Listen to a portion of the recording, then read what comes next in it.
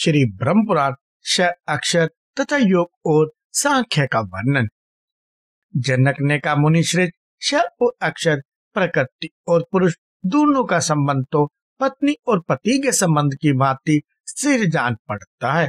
जैसे पुरुष के बिना स्त्री तथा स्त्री के बिना पुरुष संतान नहीं उत्पन्न कर सकते, उसी प्रकार प्रकृति और पुरुष भी सदा एक दूसरे से संयुक्त होकर ही सृष्टि करते हैं। ऐसी दशा में पुरुष का मोक्ष असंभव जान पड़ता है। यदि मोक्ष के निकट पहुंचने वाला उसके स्वरूप का स्पष्ट बोध कराने वाला कोई दृष्टांत हो तो बताइए, क्योंकि आपको सब कुछ प्रत्यक्ष है। हमारे मन में भी मोक्ष की अभिलाषा है। हम भी उस पद को प्राप्त करना चाहते हैं जो अनामय, अजय, बुढ़ापे से रहित, नित्य, इंद्रियातीत एवं परम स्वतंत्र है। वशिष्ठ जी बोले, राजन, तुम्हारा कहना ठीक है। तुमने वेद और शास्त्रों का दृष्टांत देकर अपना प्रश्न उपस्थित किया है, तथापि अभी ग्रंथ का यथार्थ तत्व तुम्हें समझ में नहीं आया है। जो वेद और शास्त्रों के ग्रंथों को रट लेता है किंतु उसके तत्व को नहीं समझता, उसका वह रटना व्यर्थ है। जो याद किए हुए ग्रंथ का अर्थ नहीं जानता, वह तो केवल उसका बोझ ढोता है। उसके तत्व का यथार्थ बोध होने से वह उसके अर्थ को ग्रहण कर लेता है। जिसकी बुद्धि स्थूल और मंद है, अतएव जो ग्रंथ के तत्व को ठीक ठीक जानने के लिए उत्सुक नहीं है, वह उस ग्रंथ के विषय का निर्णय कैसे कर सकता है। जो मनुष्य ग्रंथ के तत्व को जाने बिना ही लोभ अथवा दंभवश उस पर विवाद करता है, वह पापी नरक में पड़ता है। इसलिए महाराज, सांख्य और योग के ज्ञाता महात्मा पुरुषों के मत में मोक्ष का जैसा स्वरूप देखा जाता है, उसे मैं यथार्थ रूप से बतलाता हूँ। सुनो, योगी जिस तत्व का साक्षात्कार करते हैं, सांख्य के विद्वान भी उसी का ज्ञान प्राप्त करते हैं। जो सांख्य और योग को एक समझता है, वही बुद्धिमान है। जैसे बीज से बीज की उत्पत्ति होती है, उसी प्रकार द्रव्य से द्रव्य, इंद्रिय से इंद्रिय और देह से देह की प्राप्ति होती है। परंतु परमात्मा तो इंद्रिय बीज, द्रव्य और देह से रहित तथा निर्गुण है, अतः उसमें गुण कैसे हो सकते हैं। जैसे आकाश आदि गुण सत आदि गुणों से उत्पन्न होते और उन्हीं में लीन हो जाते, उसी प्रकार सत आदि गुण भी प्रकृति से उत्पन्न होकर उसी में लीन होते हैं।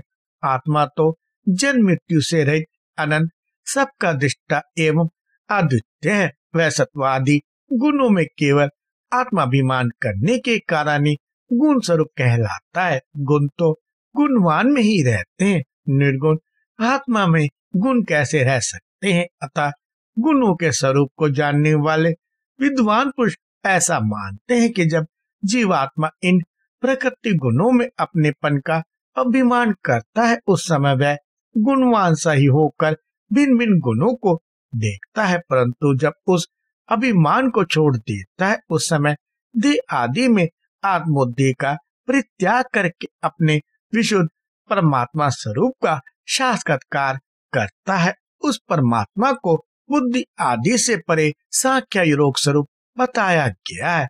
वह सत्वादि गुणों से रहित अव्यक्त ईश्वर, नियामक, निर्गुण, नित्य तथा प्रकृति और उसके गुणों का अधिष्ठाता 25वां तत्व है। यह सांख्य और योग में कुशल एवं परम तत्व की खोज करने वाले विद्वानों का कथन है। इस प्रकार परस्पर संबंध रखने वाले अक्षर प्रकृति पुरुष का स्वभाव बताया गया है। सदा एक रूप में रहने वाला परमात्मा अक्षर है और नाना रूपों में प्रतीत होने वाला प्राकृतिक जगत क्षर कहलाता है। सारांश है कि एकत्व अक्षर है और नाना को ही क्षर कहते हैं। जब जीवात्मा 25वें तत्व परमात्मा में स्थित हो जाता है, उस समय उसकी सम्यक स्थिति बताई जाती है। एकत्व और नाना दोनों रूपों में उस परमात्मा का ही दर्शन होता है। तत्वेत्ता पुरुष एकत्व और नाना दोनों के पार्थक्य को भली भांति जानता है। मनीषी पुरुष तत्वों की संख्या 25 बताते हैं, परंतु उनमें 25वां तत्व परमात्मा है जो तत्वों से विलक्षण है। राजन, योगी का प्रधान कर्तव्य है ध्यान। ध्यान ही योगियों का सबसे बड़ा बल है। योग विद्या के ज्ञाता विद्वान पुरुष मन की एकाग्रता और प्राणायाम के ध्यान के दो भेद बतलाते हैं। योगी को सब प्रकार की आसक्तियों का त्याग करके मिताहारी और जितेंद्रिय होना चाहिए। वह रात्रि के पहले और पिछले भाग में मन को परमात्मा में लगाकर अंतःकरण में उनका ध्यान करे। मिथिलेश्वर संपूर्ण इंद्रियों को मन के द्वारा स्थिर करके मन को भी बुद्धि में स्थापित कर दे और पत्थर की भांति अविचल हो जाए, तभी उसे योग युक्त कहते हैं। जिस समय उसे सुनने, सूंघने, स्वाद लेने, देखने और स्पर्श करने का भी भान नहीं रहता, जब मन में किसी प्रकार का संकल्प नहीं उठता और वह गांठ की भांति स्थिर होकर किसी भी वस्तु का अभिमान या सुदबुद्ध नहीं रखता, उस समय मनीषी पुरुष उसे अपने स्वरूप को प्राप्त योग युक्त कहते हैं। ध्यानिष्ठ योगी को अपने हृदय में धूम्रहित अग्नि किरण मालाओं से मंडित सूर्य तथा विद्युत के प्रकाश की भांति तेजस्वी आत्मा का साक्षात्कार होता है। धैर्यवान मनीषी वेदवेत्ता और महात्मा ब्राह्मण ही उस अजन्मा और अमृत स्वरूप ब्रह्म का दर्शन कर पाते हैं। वह ब्रह्म अणु से भी अणु और महान से भी महान कहा गया है। सर्वत्र संपूर्ण भूतों में स्थित होते हुए भी वह किसी को दिखाई नहीं देता। वेदों के पारगामी तत्व विद्वानों ने उसे ब्रह्म से दूर अज्ञान अंधकार से परे बताया है। वह निर्मल एवं लिंग रहित है। यह योगियों का योग है। इसके सिवा योग का और क्या लक्षण हो सकता है।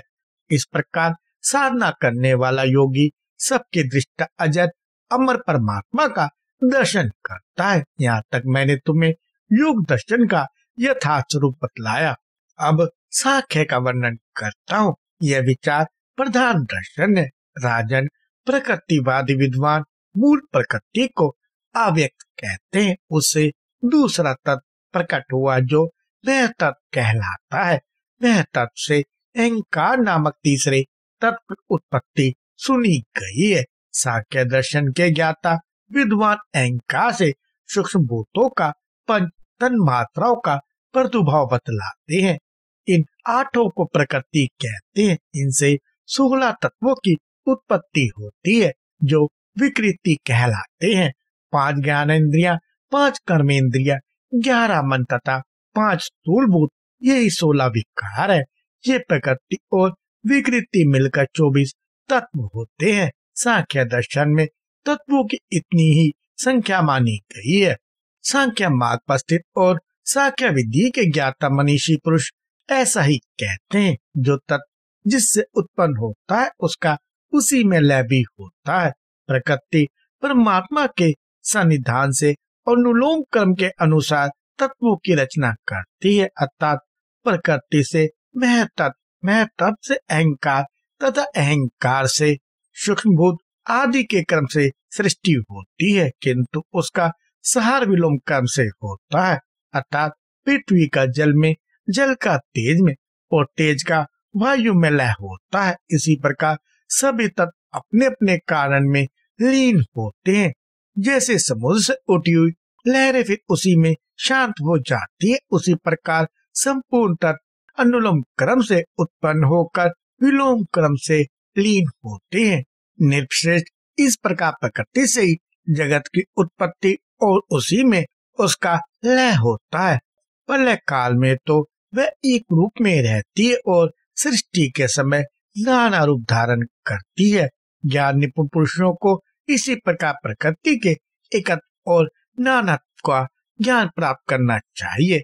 प्रकृति का अधिष्ठाता जो अव्यक्त आत्मा है, उसके विषय में भी यही बात है। वह भी प्रकृति से संबंध रखने पर एकत्व और नानात्व को प्राप्त होता है।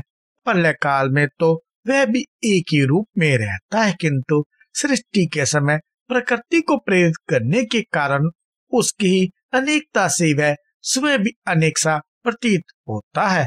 परमात्मा ही प्रकृति को प्रसव के लिए उन्मुख करके उसे अनेक रूपों में परिणत करता है। प्रकृति व उसके विकारों को क्षेत्र कहते हैं। 24 तत्वों से भिन्न जो 25वां तत्व महान आत्मा है। वे उस क्षेत्र में अधिष्ठाता रूप से निवास करता है। वे क्षेत्र को जानता है, इसलिए क्षेत्रज्ञ कहलाता है। क्षेत्रज्ञ प्रकृति जनित पुरुष शरीर में शयन करता है, इसलिए उसे पुरुष कहते हैं। वास्तव में क्षेत्र अन्य वस्तु है और क्षेत्रज्ञ अन्य। क्षेत्र अव्यक्त प्रकृति है और क्षेत्रज्ञ उसका ज्ञाता 25वां तत्व परमात्मा है। जब पुरुष अपने को प्रकृति से भिन्न जान लेता है, उस समय वह अद्वितीय परमात्मा रूप से स्थित होता है। इस प्रकार मैंने तुम्हें सम्यक दर्शन साख्य का यथार्थ वर्णन किया। जो इसे इस प्रकार जानते हैं वे समस्वरूप ब्रह्म को प्राप्त होते हैं।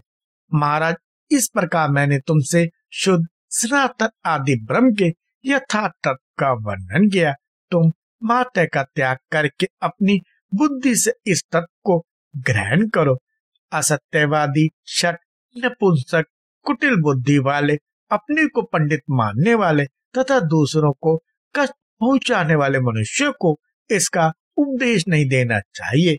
शिष्य को बोध कराने के लिए इस तत्व का उपदेश करना उचित है। जो श्रद्धालु, गुणवान, प्राय निंदा से दूर रहने वाले, विशुद्ध योगी, विद्वान, वेदोक्त कर्म करने वाले, क्षमाशील तथा सबके हितैषी हों, वे इस ज्ञान के अधिकारी हैं। जितेंद्रिय तथा संयमी पुरुष को इसका उपदेश अवश्य देना चाहिए।